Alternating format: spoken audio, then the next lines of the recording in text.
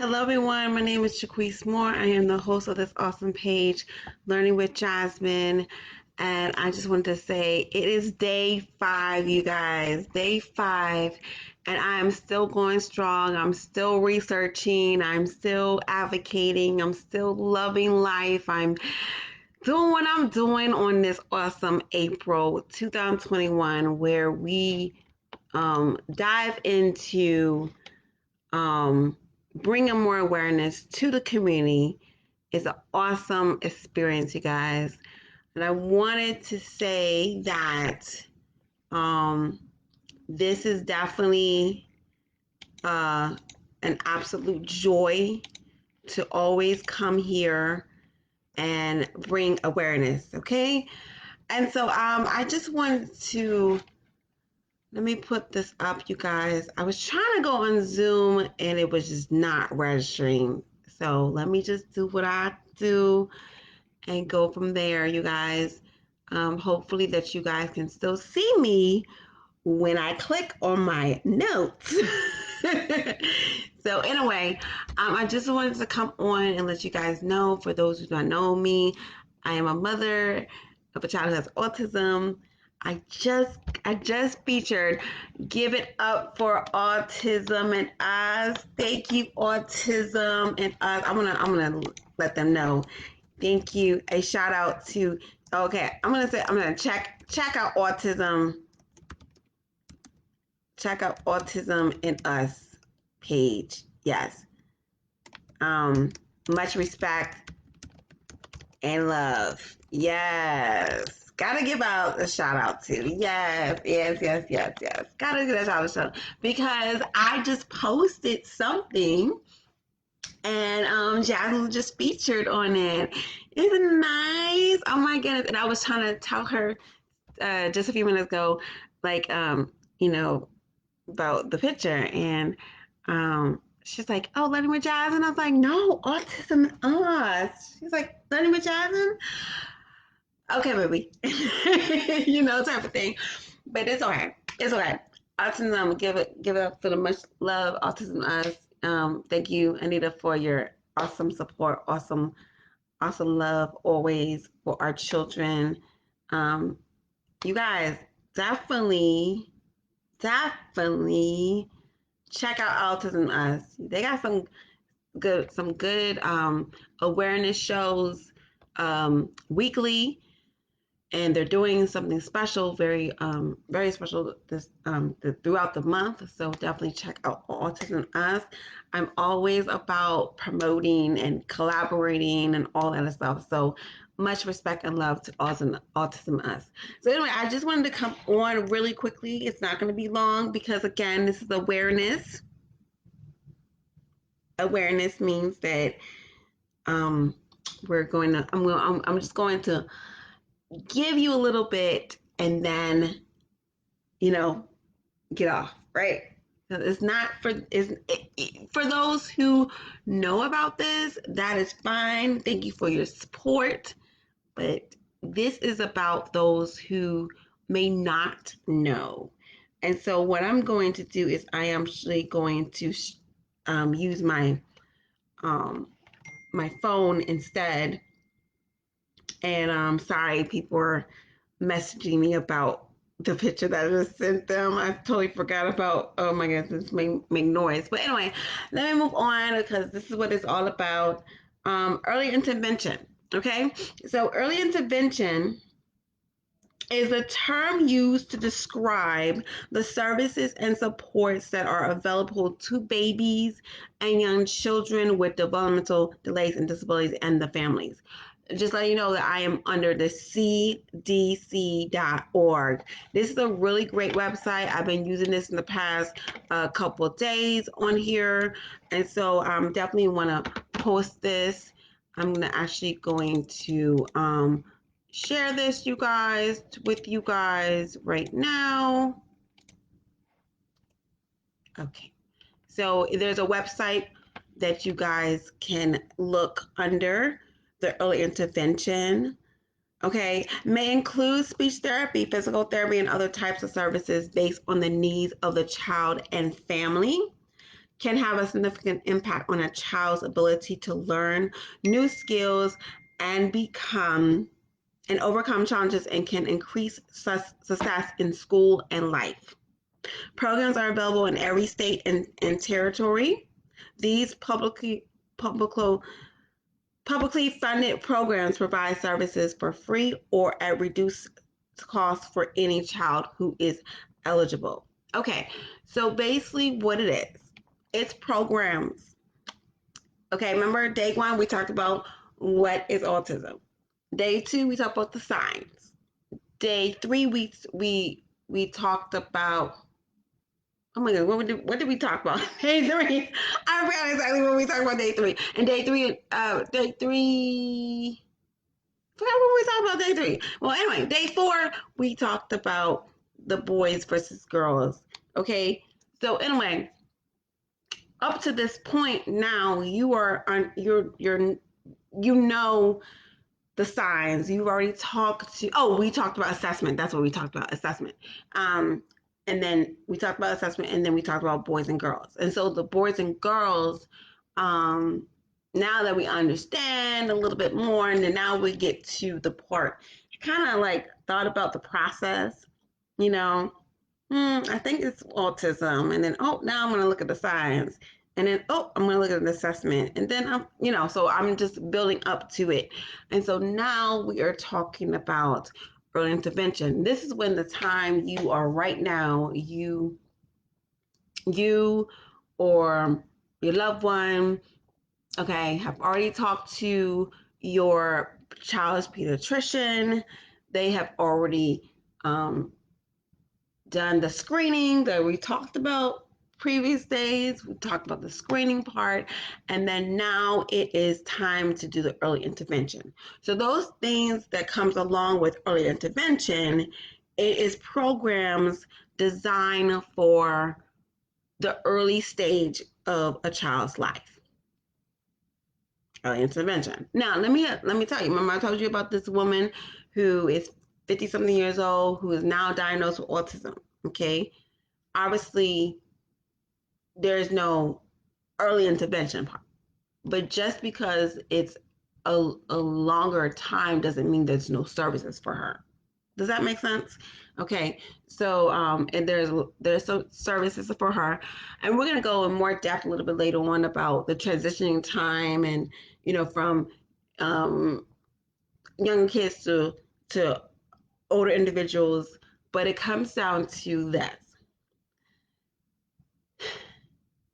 the childhood stage, if they are supported earlier in life, it supports them before they go to school. That's what it's basically what it's talking about. Okay, it doesn't mean that there's no actual consequences can have a significant impact on a child's ability to learn new skills and overcome challenges, and can increase success in school and life. So again, it's all about exactly when, okay? But doesn't mean that if there's no services at that time and then there's services later on, no one can't be successful. They're not saying that. It's just that it supports them on an earlier stage. That's what it's called, early intervention. Okay, so it's basically early advocacy. It comes along with that when it comes to someone going to school. Okay, so how do I find out if my child is eligible for services? Okay, here we go. And of course, this is what from the CDC is saying. Okay, so if your child is under 3, call your state or territory's early intervention program. See contacts below. So under the website, it will say that. Okay, and say, I have concerns about my child's development, and I would like to have my child evaluate to find out if he or she is eligible for early intervention services. Say, it tells you what to say. Okay, if your child your child is 3 or older, then it says click here. So that's why I was trying to go on Zoom, but it was not working. So if you go under the website that I just posted underneath, what is early intervention, it says exactly what I'm reading right now. Okay. And then now, if you go under your state information, okay.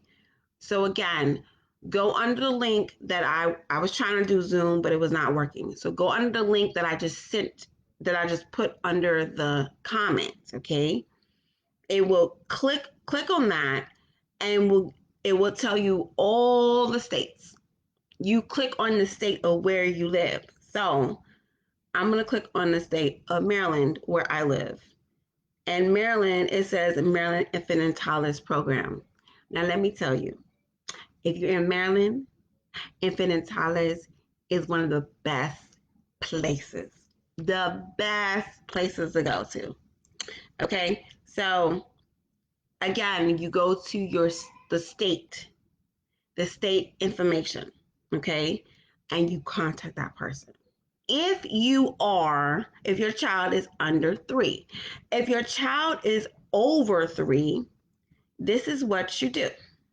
If your child is age 3 or older, call any local public elementary school, even if your child does not go to school there, and say, I have concerns about my child's development and I would like to have my child evaluated through the school system for preschool special education services. If the person who answers is unfamiliar with preschool special education, ask to speak with the school or district special education director. So it tells you exactly what to say. It tells you exactly what to say. So CDC is cdc.gov. I go to, when it comes to special ed, just go to them. You don't know, CDC may know. CDC will direct you to someone else on the website. Definitely go to them. So why act early? If you're concerned about your child's development, don't wait. Acting early on developmental concerns can make a real difference for your child and you. Definitely. Okay. And it tells you what to say. It tells you while you wait. While you wait, if you have to wait to get an appointment to see a specialist or start intervention services, know that there are some simple things you can do today and every day to help your child's development. Okay. And so, again, go on this website, cdc.gov. It will tell you, click on it below, and it will tell you exactly what to do. This is what it's all about. Okay. So if you don't know, oh my goodness, I just found out my child has. See, this is why I started this one, right? Oh my goodness, I'm so overwhelmed. Like no one really didn't tell me what to do, right? Didn't really guide me through it. They just said, here's all the numbers and there you go, whatever. But you feel so overwhelmed as a parent. And so I'm just giving you general guidelines of what to do, how to get started, all that other stuff. And so again, CDC is the best. .gov. This is definitely just a click away. Go in and look under what state you're in, and we'll give you information. Boom, there you go. Early intervention. Jasmine's early intervention was a blessing. Infant and toddler in Maryland was an absolute blessing.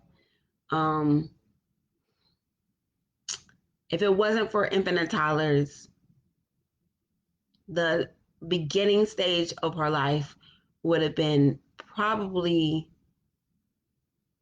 worse than what it was. Okay. They taught her how to sign language because she wasn't talking. Okay. And if she was saying some words here and there, but it was a hit or miss type of thing. Early intervention is awesome, you guys. Again, it's all about just getting the services. So let's just say, maybe a child who is now 10 years old and now there's a diagnosis. Well, and, maybe that was not the case, right? It doesn't mean that they will not be successful in life. It means that they will still have the services that they need, right? But when it comes down to early intervention, it comes down to the developmental milestones, right? And so the hit and miss moments, right? And so if and we talked about, remember we talked about last night the difference between boys and girls, and I even kind of put in the minorities too. And also I put in the location, and I also put in the languages, right? If it's not English, if it's not from this country, this county to this county, right? It comes down to that, right? And that's what the system is, unfortunately. But here's the thing: the more we expose our children, it doesn't matter. It doesn't matter. As long as we are really advocating for our children, it doesn't matter. I remember I said this maybe like day one or day two. And I even said it, I think it was last night too. When I was growing up, and I actually have dyslexia, okay? When I was growing up, that was not heard of. Not like really extreme heard of. People were not really that open to it. And so what happened was I wasn't really receiving the support that I should have been granted. Okay. Like maybe a few here and a few there's school wise, yes and no, kind of hit or miss type of moments, right? I had a service in the public schools, but it wasn't, you know, speech therapy is awesome. I always never, I always felt like even when it comes down to getting services in the school, I was missing some important lessons because I was pulled out. I was pulled out of the classroom and I was getting the services I needed, right? So at the same time, was it really helpful? And so just be mindful of those things that comes along with just, you know, having your child have services. And that's one of the pet peeve moment right here. Just because there's services, but you're missing a math and they don't, and much respect to all the teachers, much respect those who are really loving and kind and considerate.